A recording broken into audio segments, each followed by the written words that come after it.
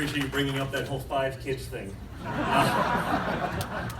It's why we do all of this, but I also know how that happens now. My brother, who's expecting his first, explained it to me, got me a nice TV, cable package, so it's all good, we're done. Now, thank you all for the incredible welcome and reception. We'll do that too. Hopefully Wet Line get some fishing in too. So it's great to be back in Montana. For me, it's always fun to come here because I always come here with my family, with friends. I'm a big outdoorsman, big hunter, big fisherman, big shooter, and you guys enjoy that. It's a part of the tradition here, and it's great always when I come out here, usually in the summers, to do that. And it's actually how I met Steve. We were in elk camp together at the end of November because that was my first sort of break after, let's call it a 2-year arduous break. Yes, it was a win, thank you. Yes. At the time I was still so shell-shocked I wasn't quite sure, but I knew I was sick of traveling and wanted to get back in the woods, and so I brought my little guy, Donnie the third, out. He's 7, but he's gone on a bunch of trips like that with me already, and we ran into Steve in camp, and we didn't know each other before then, but sort of an amazing place to get to know people around a campfire in the woods, and that's how a lot of my great relationships have started. So when I heard about this race and this runoff, I called Steven and said, hey, what can I do to help? I'm pretty good at this.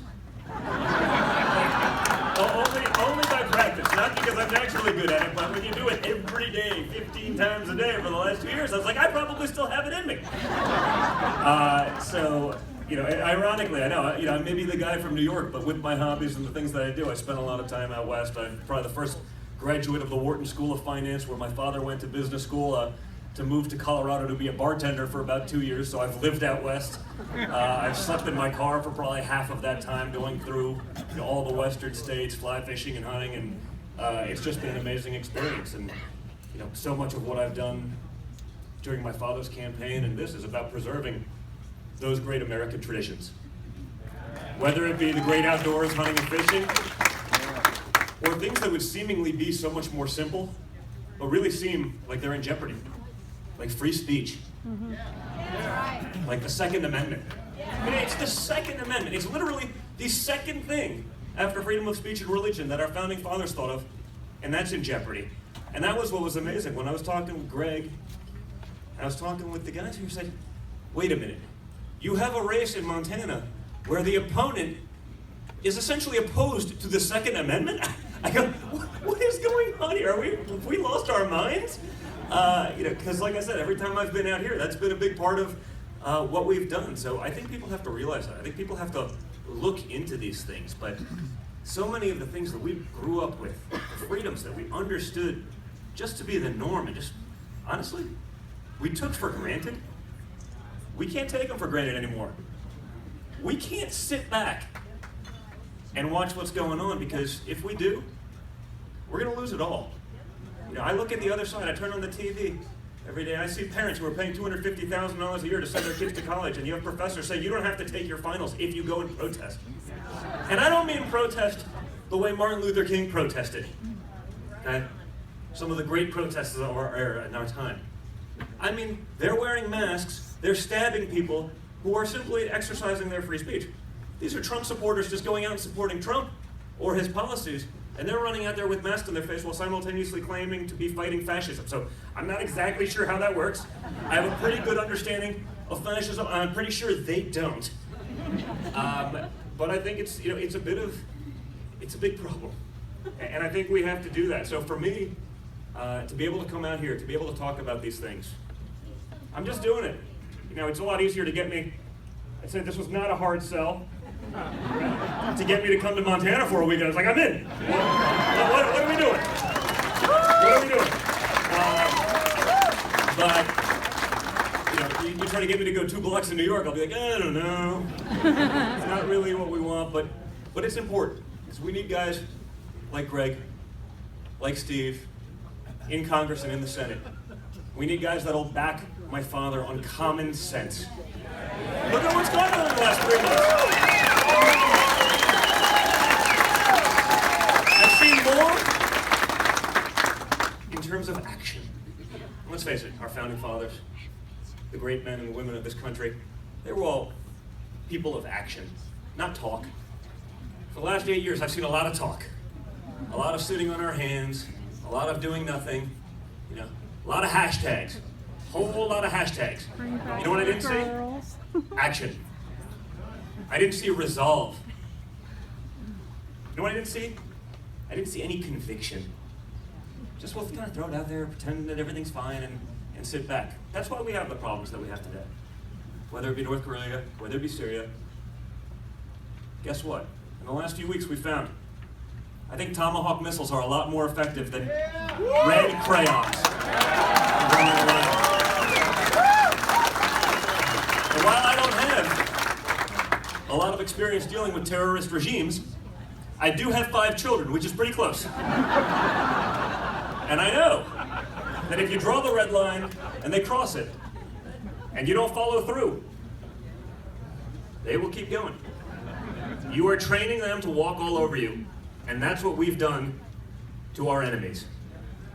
So, for me, as an American, as a citizen, to be able to watch what's going on, where America got its conviction back, okay, we've taken our place at the helm again, as the leaders of the free world. Other countries know that when we say something, we mean it. Now, we're not haphazardly getting into anything, but when we say we're going to do something, we're going to follow through. We're going to have the conviction that's been so lacking for almost a decade, and frankly, probably even longer than that. It's great.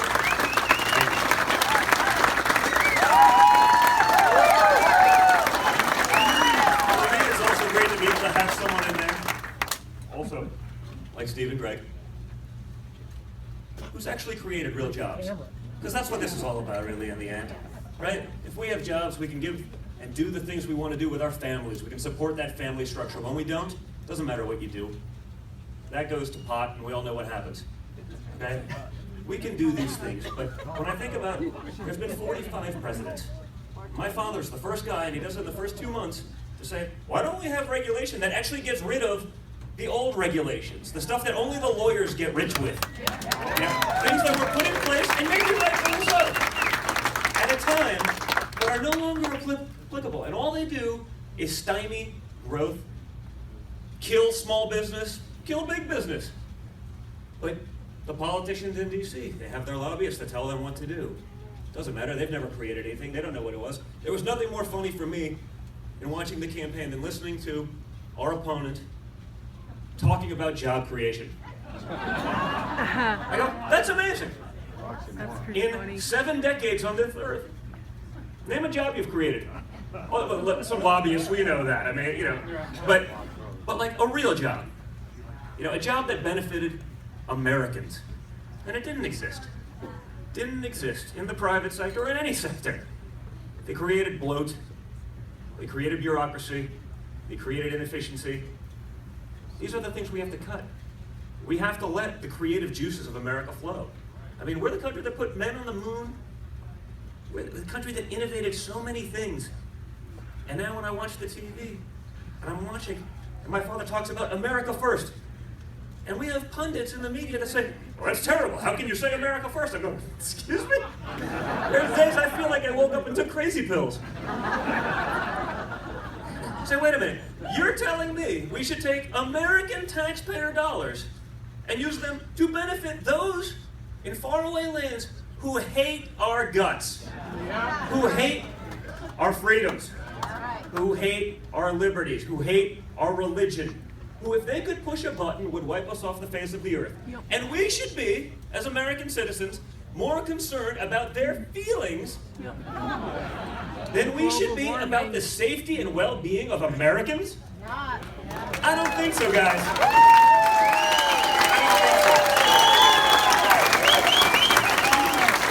And so that's what this last election was. It was a referendum on common sense. Both sides saw it.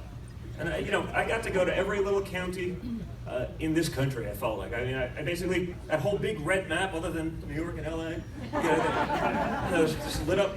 Yeah. I was in every one of those places, and you know what? There were so many people, like people in this room, that were just like, yeah, Trump, there were just as many that would come up to be like, yeah, you guys are doing all, whisper. And I understand it. They had been put in a box. Okay, the media said if you believe in what he's saying, you're one of the ists. You name it. They come up with new ones every day. It's like genders. There's a new one every day.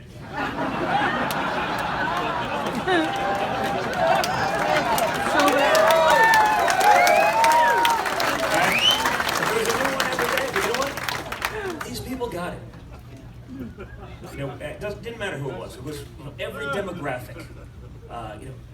Immigrant. I remember when I was in Colorado. It was like 6 a.m. in the morning. It was 2 weeks before the election. I guess Colorado early voting had just started. I was coffee shop at 6 a.m. before having to go do some TV.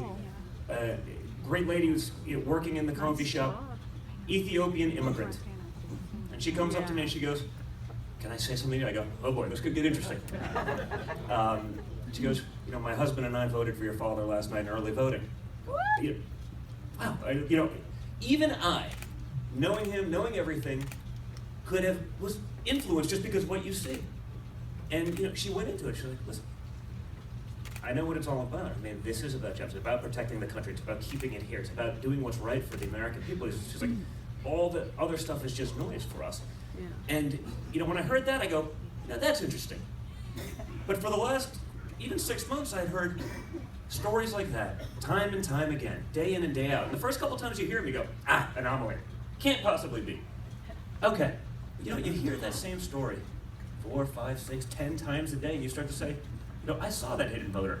I know Charlie's in the room. You heard me say it. I go, man, this isn't basis points. This is 3 to 5 percentage points that's not even getting accounted for. And that's what it was. Those were people. I would joke, there were wives that voted for Trump that wouldn't tell their husbands, and husbands that weren't telling their wives. It wasn't worth engaging, right? But in the end, common sense prevailed. And that's what this is about. We can't rest on our laurels and say, hey, we won a big election, let's go sit back. That just energizes the other side. Hey, we put a guy that's awesome on the Supreme Court. Yes. Right? I don't know. Conservatives maybe would never do that. I don't know. He's always followed through the voting divided government. That's almost 40 years.